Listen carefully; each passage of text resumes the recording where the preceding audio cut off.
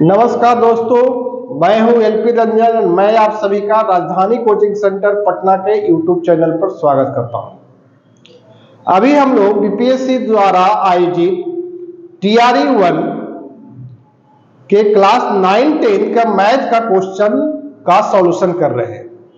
इसके पहले वाले वीडियो में फर्स्ट पार्ट जो जीएस का पार्ट था उसमें भी 8 प्रश्न मैथ के पूछे गए थे, उसके सॉल्यूशन को हम लोग किए थे।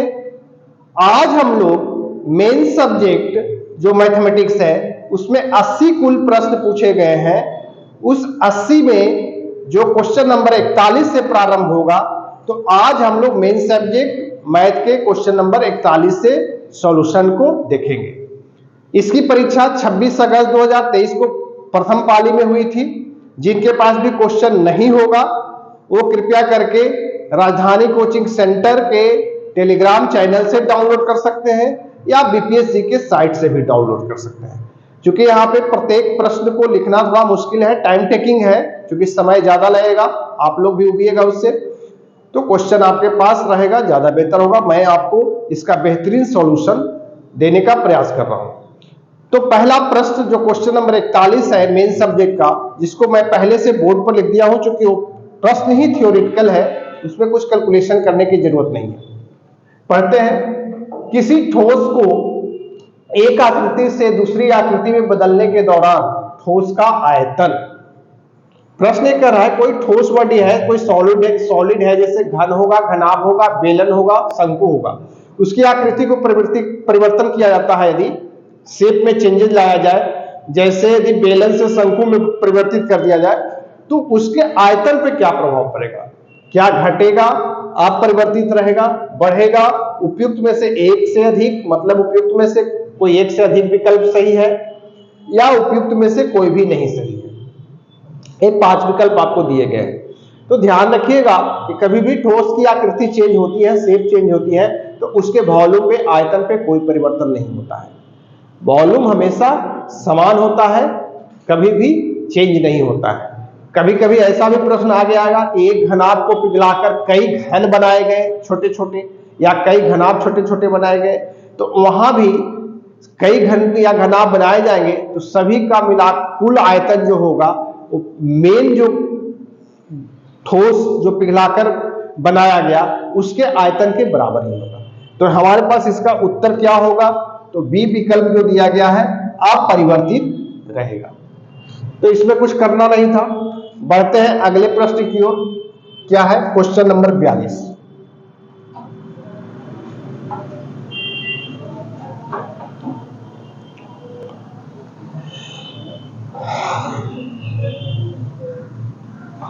फिर रहने देते हैं इसका। क्वेश्चन नंबर 42, 3 बिंदुओं ए, बी तथा सी, 3 बिंदु कह रहा है के कार्तीय निर्देशांक कार्टेशियन कोऑर्डिनेट क्रमशः 1 - 1, 3 - 4 तथा 5 - 7 है। तो त्रिभुज एबीसी के बारे में कह रहा है कि किस तरह का त्रिभुज बनेगा। मतलब ये 3 बिंदु जो दिया गया है किसी त्रिभुज एबीसी का कह रहा है। तो देखते हैं। आप पहले त्रिभुज एबीसी बना के ए बी सी, ए का कोऑर्डिनेट हो गया 1 - 1, बी का हो गया 3 - 4, सी का हो गया 5 - 7। तो ये त्रिभुज किस प्रकार का होगा। विकल्प था हमारा समद्विबाहु। समद्विबाहु का मतलब जिसकी 2 भुजाएं बराबर, समबाहु मतलब तीनों भुजाएं बराबर, समकोण त्रिभुज का मतलब जिसका एक कोण 90 डिग्री अर्थात समकोण। तो देखते हैं, इसमें भुजाओं की लंबाई निकालनी पड़ेगी। तो यहां पे डिस्टेंस फार्मूला लगाना होगा, क्योंकि कोऑर्डिनेट भी मिक्स हो गया, ज्योमेट्री भी मिक्स हो गया, 2 कॉन्सेप्ट एक साथ मिक्स हो रहे हैं।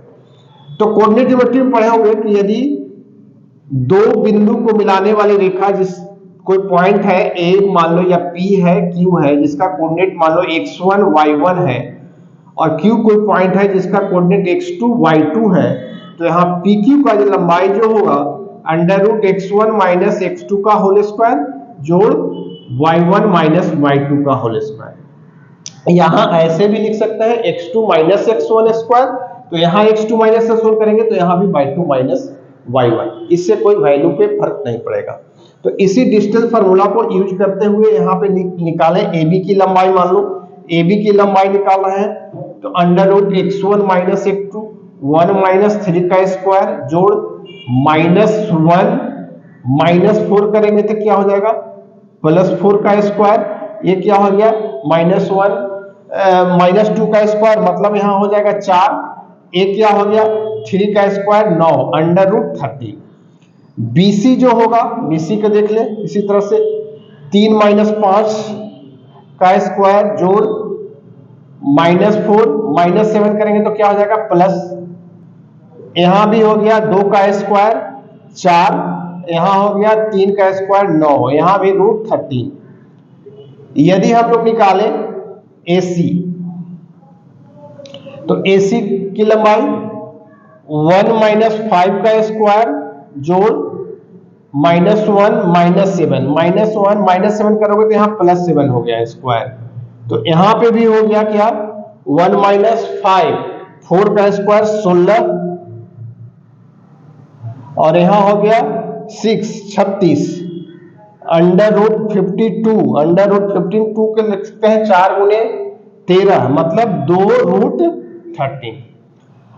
अब देखिए बड़ा अच्छा डेटा इसने यूज किया, जल्दीबाजी में यदि रहेंगे आप तो आप देखेंगे कि यहाँ पे दो भुजाएं समान हो रही है √13 और √13, मतलब AB बराबर BC आ रहा है, तो आप जल्दीबाजी में रहिएगा तो उत्तर मार देगा कि समद्विबाहु, तो आपका गलत हो जाएगा। बड़ा अच्छा डेटा इसमें यूज किया है क्वेश्चन सेटर ने। हो क्या रहा है कि ये जो तीनों का लंबाई निकला, इस लंबाई से कोई त्रिभुज बनेगा ही नहीं, क्योंकि त्रिभुज बनने के लिए जो शर्तें हैं आप पढ़े होंगे प्रॉपर्टीज उसका, कि कभी भी दो भुजाओं का योग तीसरी भुजा से बड़ा होना चाहिए। अब मान लो यहां पे √13 लेते हैं, जोड़ √13 ले रहे हैं, तीसरी भुजा क्या है 2√13, इसमें क्या संबंध बन रहा है, एक बराबर बन रहा है, जबकि त्रिभुज बनने के लिए क्या होना चाहिए था दो भुजाओं का योग बड़ा, तो यहां बड़ा नहीं हो रहा है तो बराबर हो रहा है। इसका मतलब इस लंबाई से जो दिया गया है इससे कभी त्रिभुज बनेगा ही नहीं, तो बनेगा ही नहीं तो उसके बाद तो प्रश्न ही नहीं होता किस प्रकार की त्रिभुज है, जब त्रिभुज बनाएगा ही नहीं तो यहां पर हमारा ए उत्तर गलत हो गया, उत्तर क्या होगा उपयुक्त में से कोई नहीं। तो प्रश्न बनाने वाले ने बहुत अच्छा आंकड़ा इसका लिया था। ठीक है, बढ़ते हैं अगले प्रश्न की ओर, क्वेश्चन नंबर 43।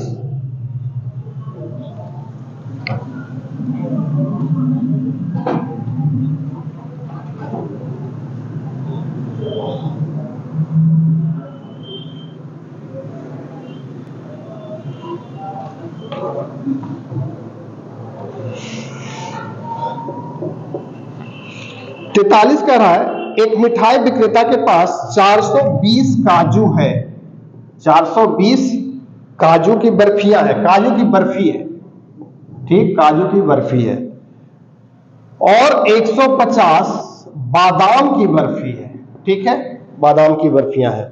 वह उन्हें इस तरह से ढेर करना चाहता है कि प्रत्येक ढेर में उनकी संख्या समान हो, ठीक है प्रत्येक ढेर में संख्या समान हो, मुख्य बात यही है समान हो, उसके ढेर को सरियाएगा तो ठीक समान हो, और वे ट्रे का कम से कम क्षेत्र घेरे। दूसरी बात कर रहा है जिसको सर अरेंज कहां करना है ढेर को, किसी ट्रे में, कोई बर्तन होगा तो ट्रे जो होगा उसमें कम से कम क्षेत्र घेरे, ये दो बातें ध्यान रखना। अब देखिए प्रत्येक ढेर में संख्या समान हो, तो प्रत्येक ढेर में संख्या समान हो तो संख्या होनी क्या चाहिए प्रत्येक ढेर में, एक बात समझ में आनी चाहिए कि वो संख्या क्या होना चाहिए। जैसे उदाहरण के लिए आपको एक अलग इस आंकड़ा से कि आपको 100 टॉफी दिया गया। अब 10 बच्चों के बीच में बांटना है और कहा जा रहा है कि प्रत्येक बच्चे को समान संख्या में मिले, समान संख्या मिले। अर्थात आप क्या करेंगे, समान संख्या में मिलने के लिए बच्चों की संख्या से कुल संख्या टॉफी की है उसमें भाग देंगे। 10 बच्चों के बीच में बांटना है या 20 बच्चों के बीच में बांटना है तो क्या करेंगे, 20 से भागा देंगे, यही करेंगे। ठीक है, मान लो कि आप 15-15 टॉफी बांटते तो 15 छक 90, 6 बच्चे को ही मिला, 7वां बच्चे को 10 ही मिलता, बराबर नहीं होता। अर्थात यहां भी क्या होगा कि 420 काजू को भी ढेर में जो अरेंज करना है प्रत्येक ढेर में समान हो, अर्थात वो संख्या जो होगी वो 420 का कोई ना कोई फैक्टर होगा, कोई ना कोई फैक्टर होगा। और 150 बादाम की जो बर्फी है उसको भी बराबर बराबर ही समान संख्या में ही ढेरों में अरेंज करना है, अर्थात वो ढेर की संख्या जो होगी ये 150 का भी फैक्टर होगा। अर्थात प्रत्येक ढेर में जो संख्या होगी ये क्या होगी, इन दोनों का कॉमन फैक्टर, कॉमन फैक्टर। मतलब ये संख्या दोनों को पूरी पूरी सब विभाजित है। पहला बात तो ये होगा, ठीक, कॉमन फैक्टर। अब दूसरी बात कर रहा है कि ट्रेन में कम से कम क्षेत्र घेरे, तो कम से कम क्षेत्र घेरने के लिए क्या होगा, ढेरों की जो संख्या लगेगी, पंक्तियों बनेगी, वो कम से कम होगा। जैसे अभी थोड़ा देर पहले उदाहरण दिए कि 100 टॉफी था, तो यदि 10 बच्चों के बीच में बांटते, ठीक है, तो 10-10 टॉफी मिलता। यदि 20 बच्चों के बीच में बांटते तो 5-5 टॉफी मिलता।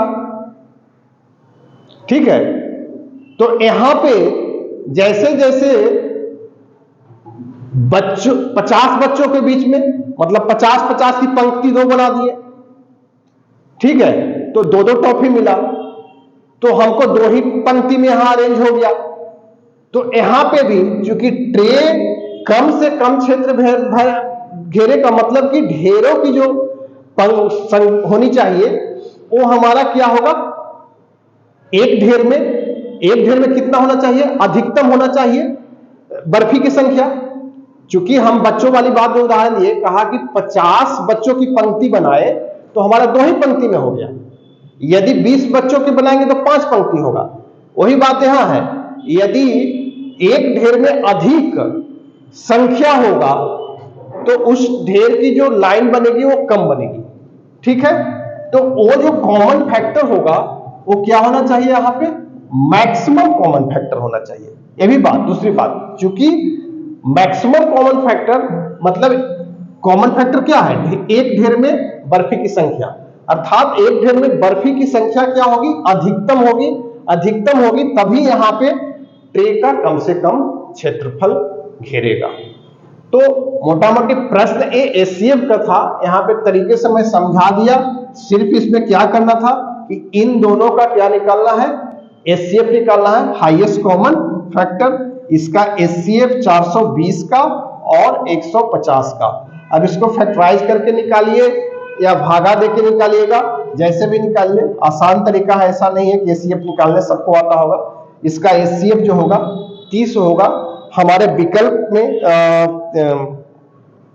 इस प्रकार बनने वाले नहीं, हाँ प्रश्न ए नहीं पूछ रहा था, ये तो हमारा एचसीएफ जो हुआ प्रत्येक ढेर में, हाँ एक ढेर में ये संख्या होगा। प्रश्न पूरा प्रश्न पढ़े, इस प्रकार बनने वाले ढेरों की संख्या, हाँ ढेरों की संख्या कह रहा है। चलो एक लाइन और था, ये पूछता यदि कि प्रत्येक ढेर में कितने ढेर बर्फी की संख्या होगी, तब हमारा उत्तर 30 ही होता, जो कि आगे ए था। तो ठीक है, एक ढेर में संख्या कितना होगा, 30 होगा, जो इन दोनों का एचसीएफ होगा। अब ऐसे कितने ढेरों की संख्या बनेगी, तो देख ले, काजू बर्फी का बनेगा कितना, 420 भागा 30, 30 से भागा दे देंगे तो इसकी संख्या कितनी हो गई, 30, 14। ठीक, 150 में 30 से भागा दिए तो कितनी संख्या बनी, 5। मतलब इसकी बनने वाले ढेरों की संख्या जो होगी इस प्रकार, ढेरों की संख्या, इसका 14 बनेगा और इसका 5 बनेगा। अब यहां ध्यान रखिएगा, क्या निकाले, एक ढेर में बर्फी की संख्या कितनी होगी, वो 30 होगी। तो 30 जब होगी, क्योंकि सब अब प्रत्येक ढेर में बर्फियों की संख्या समान है, तो प्रत्येक में 30-30 होगा। तो इस तरह से काजू बर्फी का कुल कितने ढेर बनेंगे, 14, और बादाम की बर्फी का कितने बनेंगे, 5। तो कुल ढेरों की संख्या हमारा 19।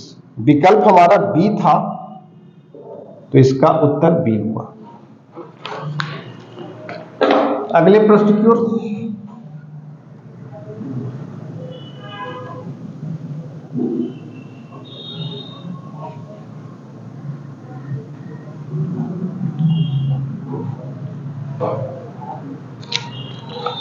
Question number 44। हाँ, ये सवाल बहुत अच्छा है। एक मूलतः सवाल ग्राफ ऑफ लीनियर इक्वेशन का है, जो क्लास 10 में अलजबरा में पढ़ना है। इस सवाल को भी कई लोग कोऑर्डिनेट के तरीके से पढ़ाते हैं, इसको सवाल को कोऑर्डिनेट ज्योमेट्री में ही काउंट करते हैं।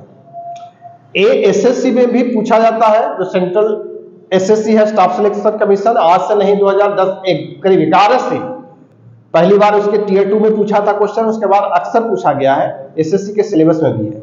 तो आप क्लास 10 में देखिएगा, पेयर ऑफ लीनियर इक्वेशन एक टॉपिक है, दो चर वाले रैखिक समीकरण युग, उसका ग्राधिय मेथड सॉल्यूशन से जो होता है उसी का एक प्रश्न है। तो देख ले प्रश्न, माना क्या कह रहा है, x प्लस 2y प्लस 4 बराबर 0 तथा minus 4x plus 2y minus 3 बराबर 0 दो सरल रेखाओं के समीकरण है। ये दो सरल रेखा का समीकरण है, स्ट्रेट लाइन का इक्वेशन है, ठीक है। तब विकल्प है, वे समांतर हैं,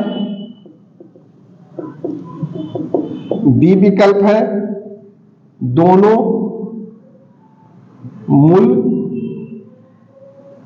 बिंदु से होकर जाती है, सी विकल्प है, एक मूल बिंदु से होकर जाती है, डी है, उपयुक्त में से एक से अधिक। ई जो विकल्प है, उपयुक्त में से कोई नहीं। यही 5 विकल्प है। अब देखिए, इस प्रश्न को सोल्व करने के लिए यहां पर एक कॉन्सेप्ट दे रहा हूं, क्योंकि इस कॉन्सेप्ट पे आगे भी इस सेट में प्रश्न पूछा गया है, वहां पे मैं डिटेल्स में नहीं बताऊंगा दोबारा। तो मैंने टॉपिक का नाम बोलो, pair of linear equation in two variables, दो चर वाले रैखिक समीकरण युग्म। अर्थात क्या हुआ, किसी तल में दो सरल रेखाएं यदि गुजर रही हैं, एक सरल रेखा का ही समीकरण है, प्रश्न भी कहा, तो क्या क्या संभावना हो सकती है। एक संभावना हो सकती है कि एक दूसरे को काटे, किसी एक बिंदु पे इंटरसेक्ट करे। दूसरी संभावना हो सकती है कि दोनों समांतर रहे। तीसरी संभावना हो सकती है कि एक सरल रेखा दूसरी सरल रेखा पे हो, मतलब यहां पे कोइंसाइड का केस, ए इंटरसेक्टिंग हो गया, ए पैरेलल का केस हो गया, एक कोइंसिडेंट, संपाती जिसको हिंदी में बोलते हैं, ठीक। अब ये कैसे पहचानेंगे, तो वहां किताब में भी देखिएगा, पेयर ऑफ लीनियर इक्वेशन समीकरण यदि a1 x1 plus b1 y1 plus c1 equal to 0, a2 x2 plus b2 y2 plus c2 equal to 0 pair of linear equation है। तो यदि कंडीशन है कि a1 बाय b1 बराबर not equal to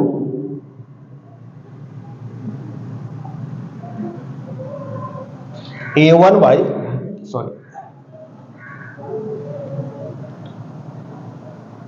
A1 by A2 is not equal to B1 by B2 हो, तो इस दशा में क्या होगा, ए इंटरसेक्टिंग होगा, मतलब एक दूसरे को ए क्या करेंगे, प्रतिच्छेद करेंगे।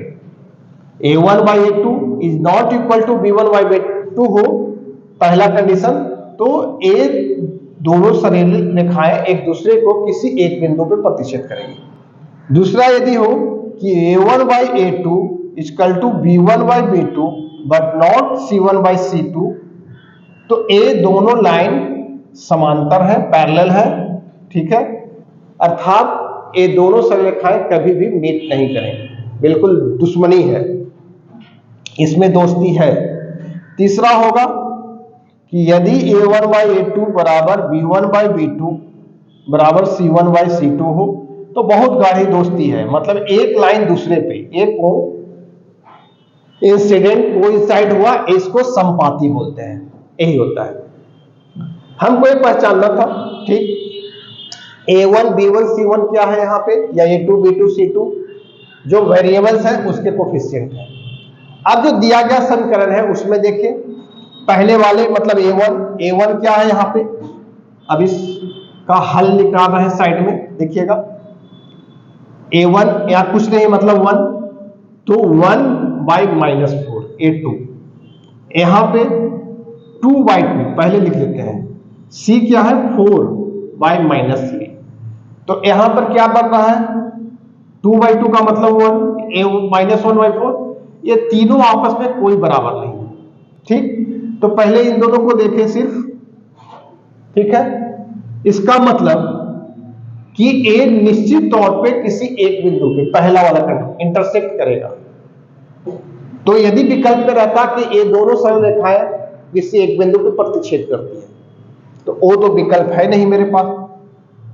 पहला विकल्प है समांतर, समांतर के लिए क्या होना चाहिए था कि A1 by A2 बराबर B1 by B2, किंतु C1 by C2 बराबर नहीं हो, तो यहां तो है लेकिन यहां बराबर होना चाहिए, तो ए उत्तर नहीं होगा। अब उसके बी और सी जो विकल्प है, इसमें कह रहा कि दोनों मूल बिंदु से गुजरने चाहिए, तो कभी भी यदि इस फॉर्म में x प्लस by प्लस सी का समीकरण दिया हुआ है, जनरल फॉर्म है लीनियर इक्वेशन का, तो मूल बिंदु से तभी गुजरेंगे जब c बराबर 0 होगा, याद रखिएगा। तो c दोनों में से कोई में 0 नहीं है, एक में 4 है, दूसरे में -4 है, तो दोनों मूल बिंदु से दोनों नहीं गुजरेंगे, तो दोनों गुजरेंगे तो एक भी नहीं गुजरेंगे यहाँ, ये भी, तो फिर कौन सा उत्तर होगा, उपयुक्त में से कोई नहीं, ठीक है। तो ए अलजेब्रिक मेथड से हम बनाए, इसको कई लोग कोऑर्डिनेट के कॉन्सेप्ट से जाते हैं, कोऑर्डिनेट के ज्योमेट्री का ही सवाल काउंट करते हैं, मैं इसको उसका सवाल नहीं काउंट करता हूं, वास्तविक में उसका सवाल नहीं है, ये अलजेब्रा क्लास 10th में पेयर ऑफ लीनियर इक्वेशन पढ़ना है, आप देखिएगा एसएससी में भी इससे प्रश्न पूछे जाते हैं। इस कॉन्सेप्ट पे इसी सेट में आगे भी पूछा गया है, मैं वहां इस बात को दोबारा नहीं बताऊंगा, इसलिए इसको आप लोग नोट डाउन कर लीजिएगा, आप बुक में भी देख सकते हैं। इसमें और भी तरह के प्रश्न पूछे जाते हैं। यदि इसी प्रश्न में कहता कि इसके कितने हल होंगे, इसके कितने सॉल्यूशन होंगे, क्वेश्चन पूछने का अलग तरीका मैं बता रहा हूं। कितने हल होने का मतलब क्या हुआ कि दोनों समीकरण सरल रेखाएं कितने बिंदु पे मिले, हल का मतलब यही होता है कितने बिंदु पे मिलेगा। यदि पहला शर्त होता तो कितने बिंदु पर मिलेगा, एक बिंदु पे मिलेगा। दूसरा कंडीशन होता तो कभी नहीं मिलेगा, मतलब यहां पे कोई भी हल नहीं होगा। तीसरा में कोइंसिडेंट का केस है, संपाती है, मतलब यहां पे इनफाइनाइट हर पॉइंट पे मीट कर रहा है, मतलब इसके अनंत हल होंगे, इनफाइनाइट सॉल्यूशन होंगे। ये भी एक प्रश्न पूछा जाता है, इस प्रश्न में पूछने का तरीका है, ठीक है। तो इसको नोट डाउन कर लीजिएगा। बढ़ते हैं अगले प्रश्न की ओर।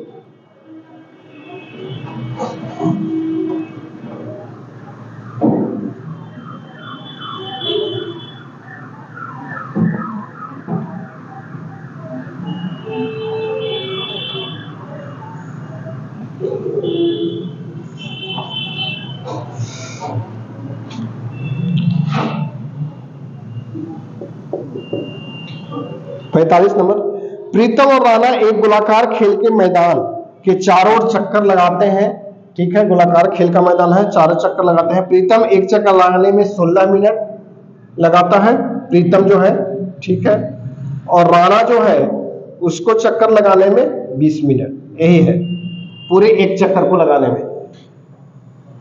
यदि दोनों एक ही बिंदु से, मान लो इसी बिंदु से स्टार्ट किया, एक ही दिशा में, ठीक है, एक ही बिंदु से एक ही समय पर और एक ही दिशा में, एक ही समय पर चलना प्रारंभ किया, एक ही दिशा में, इधर जा रहा है, इधर कहीं हो सकता है, मान लो ऐसे गया, ये भी इधर गया, पल्ला प्रारंभ, तो प्रारंभिक बिंदु, जो यही प्रारंभिक बिंदु है, कितने समय बाद मिलेगी, ये प्रश्न पूछा गया है। सीधा सीधी एक लाइन में कह दूं कि इसका एलसीएम निकाल, लेकिन आपके मन में प्रश्न उठेगा कि एलसीएम लेते क्यों। इस सवाल को एलसीएम में भी पढ़ाया जाता है, टाइम एंड डिस्टेंस भी पढ़ाया जाता है, समझ नहीं है इस चीज को। सीधा तो मैं सेकंड में बता दिया कि इसका एलसीएम निकालो, यही उत्तर होगा, हो गया यहां, लेकिन एलसीएम लेते क्यों। आपसे पूछा क्या गया, प्रारंभिक बिंदु पे कितने समय बाद पहली बार मिलेंगे, इसके बाद, ठीक है। तो जो पहला बच्चा है, पहला बच्चा है, यहां पे एक चक्कर 16 मिनट में लगाया, दूसरा चक्कर 16 दूनी 32वां मिनट में लगाएगा, तीसरा चक्कर 48वां मिनट में। मतलब प्रारंभिक बिंदु पे पहला बच्चा जब भी पहुंचेगा तो 16 के मल्टीपल्स में ही पहुंचेगा, 16 के गुणज में ही पहुंचेगा। दूसरा बच्चा 20 मिनट में चक्कर लगाता है, मतलब पहला बार 20 मिनट में यहां आया, दूसरा बार 40 मिनट में आया, अर्थात दूसरा बच्चा जो है इस प्रारंभिक बिंदु पे जब भी पहुंचेगा तो 20 के मल्टीपल्स में ही उस समय होगा, इसके मल्टीपल्स गुणज ही होंगे।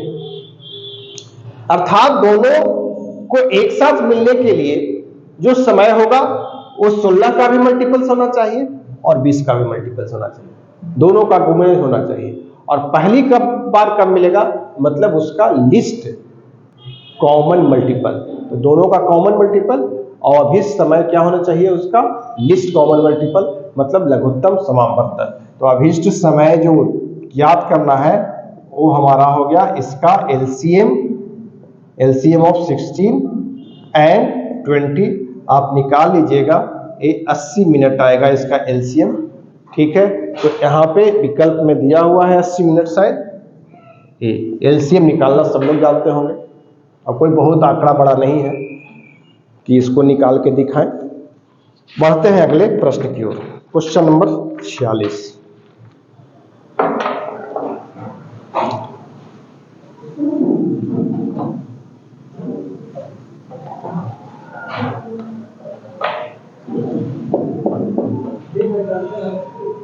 वह सबसे बड़ी जनसंख्या जो 450, 577 तथा 704 को विभाजित करने पर शेषफल क्रमशः, शेषफल क्या होता है, क्रमशः 9, 10, 11 देती है। ठीक है, सिर्फ एक प्रश्न रहता कि वह सबसे बड़ी संख्या निकाले जो 3 संख्या दिया हो कोई भी, उसको पूर्णतः विभाजित कर जाए, पूरी उसको विभाजित कर दे। वह बड़ी से बड़ी संख्या जो मान लो यहां दिया कि 450 कोई एक संख्या, यहां तीनों को पूरी से पूरी तरह विभाजित, तब क्या निकालेंगे, इसका एलसीएम। लेकिन यहां प्रश्न ये नहीं कर रहा है, वह बड़ी से बड़ी संख्या जिससे 450, 577 और 704 में भाग देने पर क्रमशः 9, 10, 11 शेषफल बनता है। मतलब 450 में भाग देंगे तो शेषफल 9 बच जाएगा, मतलब ये पूरी तरह से विभाजित नहीं होगा। तो पूरी से तरह से विभाजित कब होगा, जो शेषफल बच रहा है उसको यदि घटा दें, तो घटा देंगे तो क्या बचेगा, 441। यहां भी शेषफल रहा है 10, मतलब घटा देंगे यदि तब पूरी तरह से विभाजित हो जाएगा।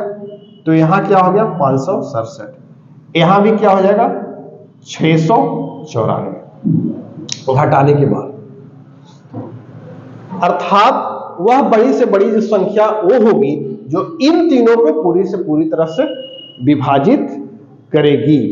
तो इन तीनों को पूरी तरह से विभाजित करेगी, अर्थात इसका एचसीएफ क्या हो, इसका क्या करेंगे, बड़ी से बड़ी संख्या निकालना है, मतलब अभिष्ट संख्या जो होगा इसका हमारा एचसीएफ होगा। तो आप इसका एचसीएफ निकालेंगे, यहां पे चाहे आप फैक्टराइज कीजिए या भागा देके कीजिए, हम लोग डिफरेंस भी लेते हैं। तो आप इसका एचसीएफ निकालिएगा तो इसका उत्तर जो होगा आपका 63 आएगा, जो हमारे विकल्प में है। कौन सा विकल्प है? ए विकल्प है। आप निकाल सकते हैं। यहाँ पे डिफरेंस भी लेके देखते हैं। यहाँ पे डिफरेंस कितना हो गया देख लें।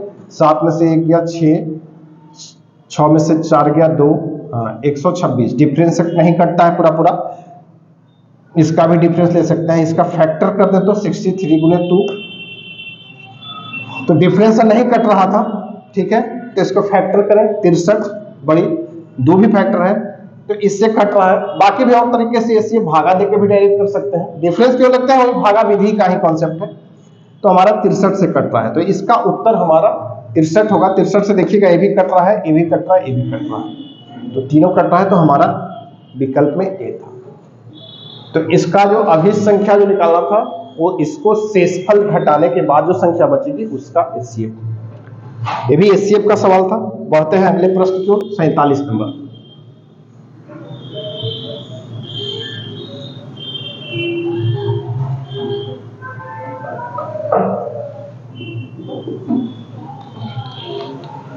अच्छा, 47 कह रहा है कि यदि एल्फा बीटा गामा बहुपद पॉलिनोमियल है x³ minus 6² minus x plus 30 के शून्य है।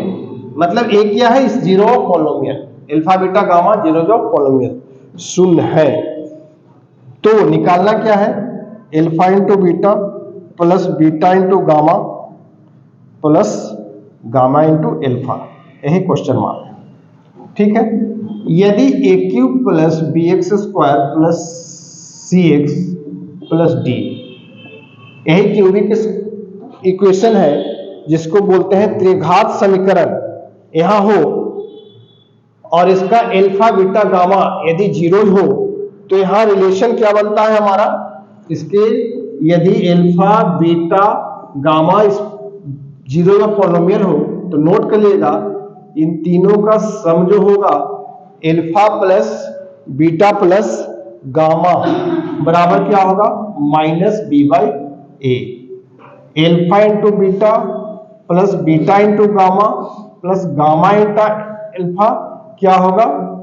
सी बाई ए। और इन तीनों का प्रोडक्ट जो होगा वो होगा minus D by A, minus D by A. तो एक चीज याद रखिएगा। अब देखिए हमको इन तीनों में क्या ज्ञात करना था, तो ए सेकंड वाला alpha beta plus beta gamma plus gamma alpha. अब इस समीकरण में क्या है? ए हमारा क्या है? 1, बी क्या हो गया? प्लस के फॉर्म में कहेंगे तो बी -6, सी भी क्या है? -1, डी 30। अब इसके बराबर क्या लिखना है? सी बाई ए। तो सी बाई ए का मतलब क्या हुआ? सी हो गया -1, ए क्या हो गया? 1। मतलब इसका उत्तर हमारा क्या होगा? -1। विकल्प में देखे कोई है -1, तो इसका बी विकल्प था, यही उत्तर। तो इस चीज को नोट करके याद रखिएगा कि कोई भी क्यूबिक समीकरण है, त्रिघात समीकरण है जिसका अल्फा बीटा गामा यदि उसके शून्यक है, जीरो है, तो ये तीनों रिलेशन याद रखेंगे। किताब में भी दिया हुआ है, ये सारे टेक्स्ट बुक पे ही आधारित प्रश्न है। इसलिए मैं बोला था कि एनसीईआरटी जरूर पढ़ें, एससीईआरटी जरूर पढ़ें। अगले प्रश्न की ओर,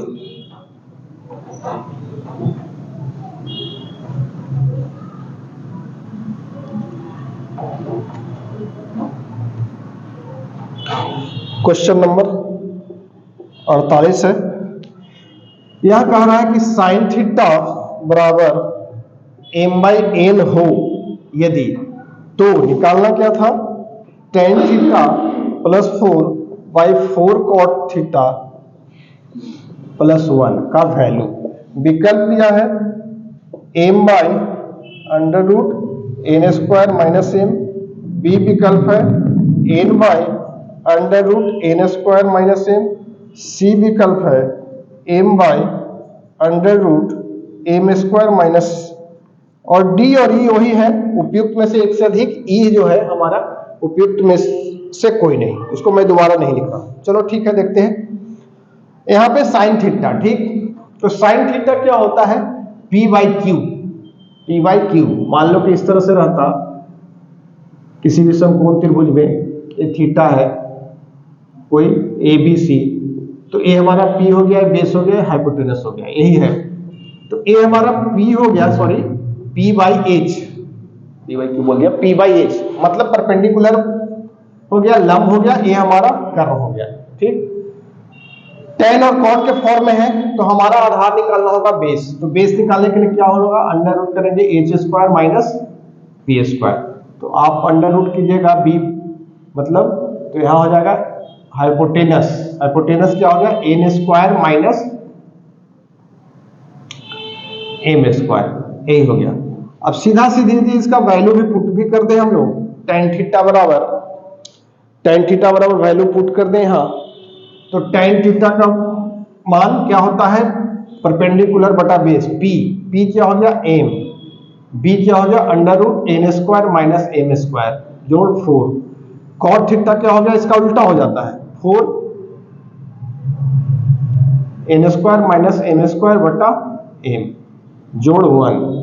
चलिए सिंप्लीफाई कर ले, यहां हो गया under root N square minus M square, M हो गया 4 under root N square minus M square, नीचे क्या हो गया M 4 under root N square minus M square plus हो जाएगा एम।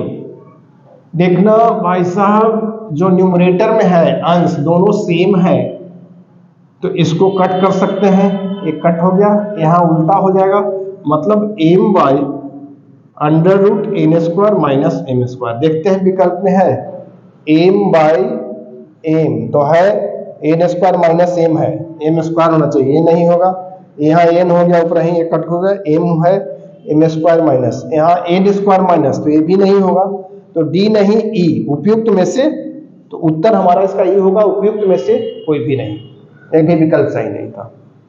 ठीक है, question number 48 trigonometry. Question number 49,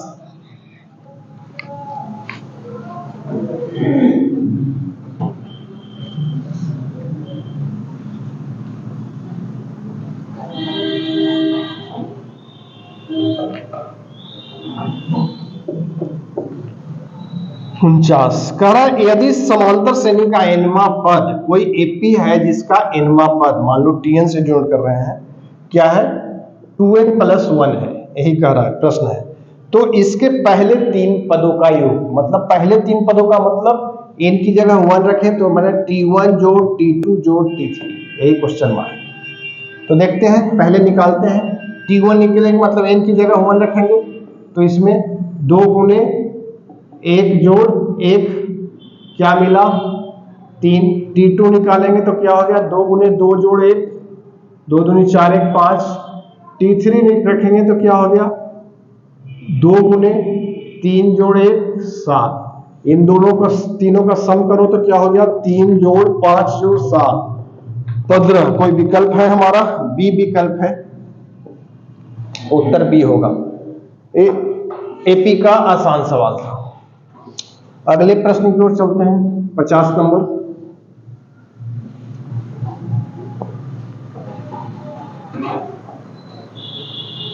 question number 50, त्रिभुज एबीसी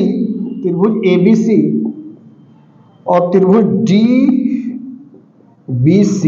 दो त्रिभुज कह रहा है का आधार बीसी, कोई बीसी आधार है, अच्छा कॉमन है, तथा बीसी की विपरीत दिशाओं में दोनों त्रिभुज है, कोई विपरीत दिशा में है, चलो एक इधर हो जाएगा, मान लो एबीसी कर दो, तो इधर हो जाएगा डीबीसी, यही है, विपरीत दिशा में दो त्रिभुज हैं, यदि ओ विकर्ण एडी तथा बीसी का प्रतिच्छेदी बिंदु है। अच्छा, इसके विकर्ण ऐसे किए, अब यहां क्वाड्रेटरल फॉर्म हो गया, तो एडी एक विकर्ण हो गया, एक बीसी, इसका प्रतिच्छेदी बिंदु ओ है,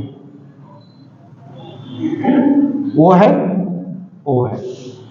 अब क्या कह रहा है, तो त्रिभुज एबीसी का क्षेत्रफल तथा त्रिभुज डीबीसी का क्षेत्रफल का अनुपात मतलब एक बराबर है। विकल्प क्या है लिख लेते हैं, बीओ बाई सीओ, बी विकल्प है, एओ बाई डीओ, सी विकल्प है, AO बाई CO, और D और E तो पता ही है, उपयुक्त में से एक से अधिक, उपयुक्त में से कोई भी नहीं। ठीक है, अब इसका क्षेत्रफल, तो क्षेत्रफल का फॉर्मूला क्या होता है, यहाँ पे वही जरूरत पड़ेगा, 1/2 गुने आधार गुने ऊंचाई। आधार दोनों का कॉमन है, ऊंचाई नहीं पता है, ऊंचाई बनाना पड़ेगा, ड्रॉ करना होगा। मान लो कि इसका ऊंचाई यहाँ कर दें, यहाँ पे कोई ले लेते हैं पॉइंट ABCD, कर देते हैं, A H1 हो गया। इसका यहाँ से BC पे कॉमन आधार पे ही ऊंचाई लेते हैं, यहाँ कोई F पॉइंट ले लिया, इसका H2 हो गया। ठीक, अब देखते हैं इसका सॉल्यूशन। तो हाफ गुने आधार, इसके लिए आधार क्या हो गया BC, इसका हो गया H1, खुद से कंस्ट्रक्ट किया। DBC का क्या हो गया, हाफ BC H2, तो ये हाफ BC तो कट जाएगा, यहाँ क्या हो गया H1/H2। अब H1 H2 कहां से आ गया, कोई संबंध नहीं है, हमारा H1 तो अपने से कंस्ट्रक्ट किए, H2 भी कंस्ट्रक्ट किए। अब यहाँ BO CO ये दिया हुआ था इस तरह से। तो अब देखते हैं इस त्रिभुज में, ये दोनों जो त्रिभुज है, इसमें देखिए मैं त्रिभुज में ही दिखाता हूं कि ये वर्टिकली अपोजिट एंगल है, ए वर्टिकली है, तो ए एंगल बराबर हो गया, ए परपेंडिकुलर है, तो यहाँ 90 डिग्री, यहाँ भी 90 डिग्री। तो किसी भी दो त्रिभुज में दो कोण यदि कॉरस्पॉन्डिंग एंगल इक्वल है तो डबल ए सिमिलरिटी, ऐसे ट्रिपल ए सिमिलरिटी होता है, उसी का कॉरिलरी है, यहाँ यूज कर सकते हैं, क्योंकि दो कॉरस्पॉन्डिंग एंगल इक्वल होंगे, तीसरा होगा ही। तो इससे हमारा ये हो गया कि ये दोनों त्रिभुज क्या हो गया, समरूप हो गया, सिमिलर हो गया। अब सिमिलर जब होते हैं, ठीक है, तो उसके कॉरस्पॉन्डिंग साइड का रेशियो भी समान होता है। तो या तो त्रिभुज को भी लिख लेंगे कैसे हुआ है कॉरस्पॉन्डिंग, डायरेक्ट भी कॉरस्पॉन्डिंग साइड ले सकते हैं, जो कोण समान है उसके सामने वाली भुजा लेते हैं। इसमें इस कोण के सामने वाली भुजा क्या है, H1 या AE,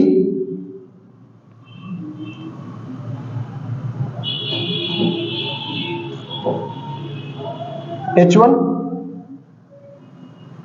इस कोण के सामने कौन सी बराबर है, इस कोण में A है, तो इसके सामने क्या हो गया H2, H1/H2।